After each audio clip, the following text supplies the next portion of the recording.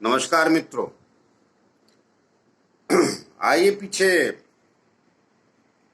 हम लोग काफी समय से चर्चा कर ही रहे हैं। मेष लगन से यात्रा शुरू की थी। आज ये काल पुरुष की अंतिम राशि मीन राशि। तो मीन राशि के लोग कैसे होते हैं, क्या उनका व्यक्तित्व होता है, उस पर चर्चा करेंगे। तो पहले छोटी सी एक रिक्वेस्ट है कि यदि आप लोगों ने हमारा चैनल सब्सक्राइब नहीं किया है तो उसे कर लें। प्रार्थना है, आपसे अनुरोध है, और शेयर करें, लाइक करें, जैसा आपको उचित लगे। तो मीन लग्न जो होता है या मीन राशि, तो मीन राशि जैसा मैं मेष लगन से आज तक बताता आया हूं, इसमें बता देता हूं। तो अपना आसमान में आप जब देखेंगे ब्रह्मांड में, तो एक पुंज तारों का या निहारिका जिसे कहते हैं, तो आप देखेंगे दो मछलियां दिखेंगी, एक का मुंह इधर और एक का मुंह उधर, और उसके पीछे सागर दिखेगा, ऐसा प्रतीत होता है। तो ये मीन लगन, तो ये दो स्वभाव राशि होती है, द्विस्वभाव राशि बोलते हैं हम लोग उसे। तो इस लगन के लोग, इनका मालिक गुरु हो जाता है, तो इस लगन के लोग कहीं ना कहीं थोड़े से दुस्वभाव भी होते हैं, दुविधा जिसे कहते हैं, इधर जाएं किधर जाएं। लेकिन सामान्यता ये पाया गया है, ये लोग काफी धार्मिक होते हैं, धर्म में अपने बहुत कठोरता से विश्वास रखते हैं और उसका पालन भी करते हैं। तो मोटे शब्दों में या सरल शब्दों में आप ये कह लीजिए कि यही एक राशि ऐसी है जो कई बार कट्टर भी, जिसको कहते हैं, कट्टर हो जाती है अपने धर्म को लेकर, और उसमें पूर्णतः ये विश्वास रखते हैं और उसी मापदंड को लेकर समाज में जीते। अपनी एक इनकी विचारधारा होती है कि हमारा धर्म ऐसा है, हमारा जीवन ऐसा है, जो शैली विशेष है, उस पे जीवन जीते रहते हैं। बाकी समाज में हर क्षेत्रों में, अलग अलग क्षेत्रों में ये अपने आप को योगदान देते हैं, लेकिन इनके पीछे की मानसिकता क्लियर रहती है कि ये हम जानते हैं यही सही है।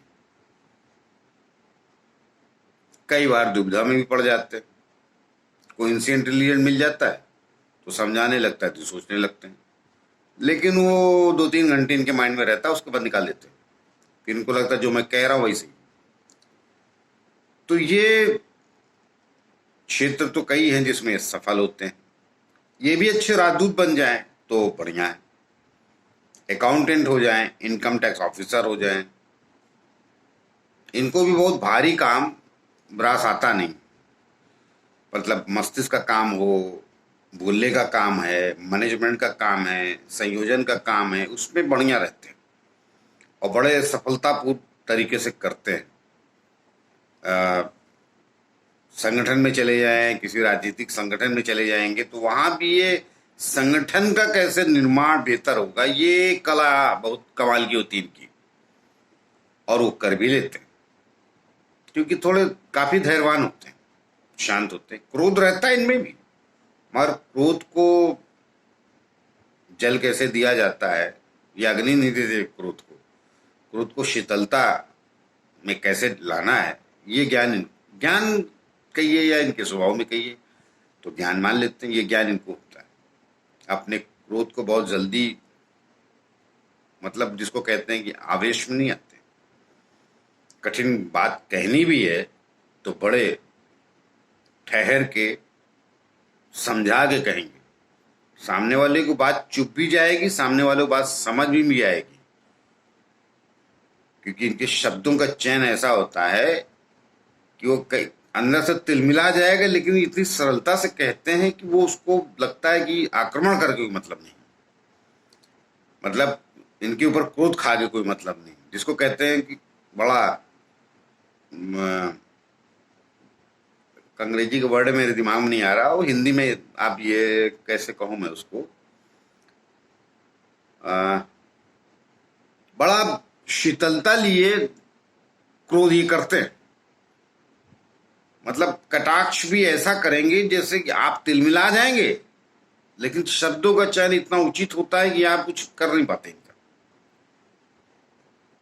ये गुरु प्रधान राशि होती है, इनमें कूट कूट के धर्म, समाज, संस्कार, प्रकृति से प्रेम, तो कहने का तात्पर्य ये गलत नहीं होते हैं।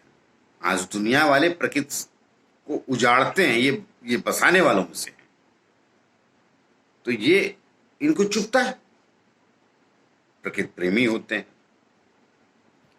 तो अब जो प्रकृति प्रेमी होता है, तो आज दुनिया तो प्रकृति उजाड़ती है, तो इनका वहां पटता नहीं।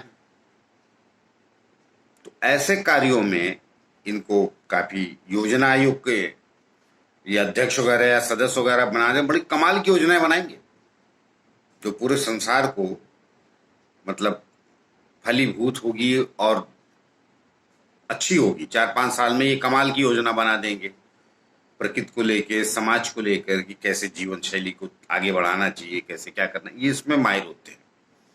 और ये इनका बड़प्पन भी है, इनकी तारीफ भी करनी पड़ेगी। कम अपने ही लिए व्यक्तिगत योजना नहीं बना रहे ना, ये समाज को पकड़ के योजनाएं बनाते हैं। तो अब जल तत्व प्रधान होती है तो भावुक भी होते हैं कई बार। अब भावुकता, जिसके अंदर भावुकता रहती वही प्रकृति प्रेमी होता है। जो सूखा व्यक्ति है उसको प्रकृति से कोई लेना देना नहीं, या जो उद्दंड है, दोनों को प्रकृति से कोई लेना देना नहीं होता है। भावना प्रधान जो व्यक्ति होता है समाज में, वही प्रकृति प्रेमी होता है। जो प्रकृति प्रेमी होगा समाज प्रेमी अपने आप हो जाता है, क्योंकि वो उसी का हिस्सा है। तो इनमें ये कूट कूट के भरी होती है चीजें, काफी संवेदनशील लोग होते हैं, भावना इनकी जल्दी आहत हो जाती है, लेकिन इनका लक्ष्य काफी यूं कहिए कि समाज के हितकर ही होता है, समाज के अहित में सोचते नहीं।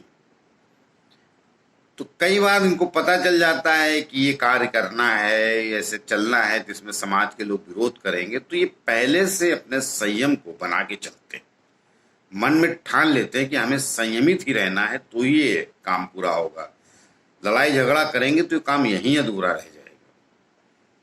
तो ये अपने लक्ष्य को धीरे धीरे सहजता से समाज को समझाते हुए, उनको ये बताते हुए कि तुम्हारे लिए क्या हित है, क्या अहित है, क्या तुम्हारे लिए हितकर है, क्या नहीं है, वो उसको कहते हुए, तो कहने मतलब काफी सौम्य, प्रकृति प्रेमी, और नौकरी वोकरी भी करते तो वहां भी ये काफी अपने आप को एडजस्ट रखते हैं।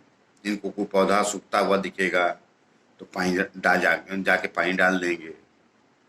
कोई आदमी इनको दुख तकलीफ में दिखेगा तो उसके नजदीक पहुंच के उसका हाल चाल आत्मीयता से पूछते हैं। कोई दिखावे वाला स्वभाव नहीं होता है इनका, आत्मीयता से पूछते हैं, अपनापन से पूछते हैं।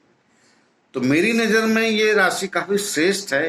हो सकता है कि भौतिक दृष्टि से इतनी श्रेष्ठ नहीं हो पाती, ये मतलब संपन्न नहीं हो पाते। कई बार खर्चे इनके ज्यादा रहते हैं, इनकम कम रहती है, और उसका कारण यही है कि भौतिक सोच इतनी नहीं रखते हैं, तो उसमें थोड़े आर्थिक दृष्टिकोण से परेशान रहते हैं, लेकिन प्रसन्न रहते हैं क्योंकि संतोष रहता है इनको। प्रसन्नता उसी को मिलती जो संतोष रखता है। यही एक राशि ऐसी है जिसमें सब सद्गुण पाए जाते हैं। बाकी राशियों में सद्गुण पाए जाते हैं, लेकिन वो कई बार आक्रामक हो जाते हैं, समाज को ठीक करने के लिए, व्यवस्थित करने के लिए आक्रामक हो जाते हैं, लेकिन इनमें आक्रामकता कम पाई जाती है। अब इक्का दुक्का होता है, अलग अलग प्लेनेट बैठे रहते हैं, 12 घर हैं, 12 तो 9 ग्रह भी हैं, तो अलग अलग प्लेनेट होते हैं। कौन लग्न को देख रहा है, कौन सप्तम को देख रहा है, कौन कर्म को देख रहा है, बल अलग विषय होता है, उसको तो पूरी कुंडली देख के विवेचन होता है।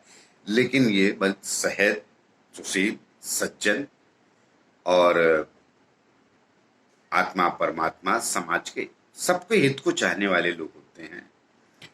तो कुल लेते कि ये कहना हमें पड़ेगा कि काफी सुशील, सभ्य राशि। जैसे वो मछली होती है ना, वो अपने आप में प्रकृति में पानी में तैरती रहती, उसे क्या मार पता कि कौन क्या करने वाला है। तो आप यूं कह सकते हैं भोली राशि है, लेकिन मूर्ख नहीं होती। भोले और मूर्ख में फर्क होता है।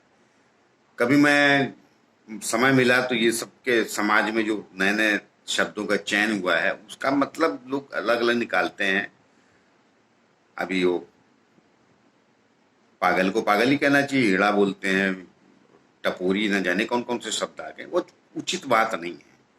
तो ये काफी सौम्य लोग, शब्दावली ठीक रखने वाले लोग, प्रकृति प्रेमी और समाज को देने वाले लोग होते हैं। आर्थिक उन्नति इनकी कितनी होती है वो इनके लिए मायने नहीं रखता है, लेकिन कहीं न कहीं ये समाज में जाने जरूर जाते हैं, पूजनीय स्थिति में पहुंच जाते हैं एक दिन, ऐसा अक्सर देखा गया है। तो आइए आज हमारा मेष से लेकर मीन तक का जो राशि का स्वभाव है वो मैंने आप सबको बताया है। ये राशि यहाँ पर 12वीं है, संपन्न होती है। आइए मिलते हैं अगले किसी और विषय को लेकर। और हमारा आपने लोगों ने चैनल अगर सब्सक्राइब नहीं किया है तो उसे कर ले, पुनः प्रार्थना है। तो आइए मिलते हैं किसी नए विषय को लेकर नए वीडियो में। नमस्कार।